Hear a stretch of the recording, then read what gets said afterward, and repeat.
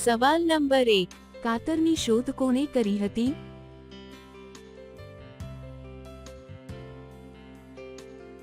જવાબ છે લિયોનાર્દો દા વિન્ચી.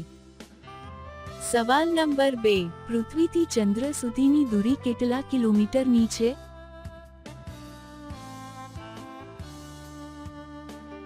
જવાબ છે 3,84,400 કિલોમીટર. સવાલ નંબર 3, એવી કઈ માછલી છે જે વિદ્યુત ઉત્પન્ન કરે છે?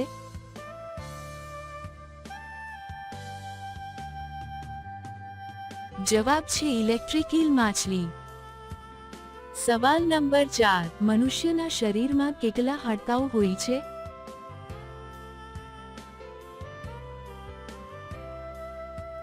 જવાબ છે 206 હાડકાં. સવાલ નંબર 5, કઈ છોકરીઓમાં કરવાનો પાવર સૌથી વધારે હોય છે?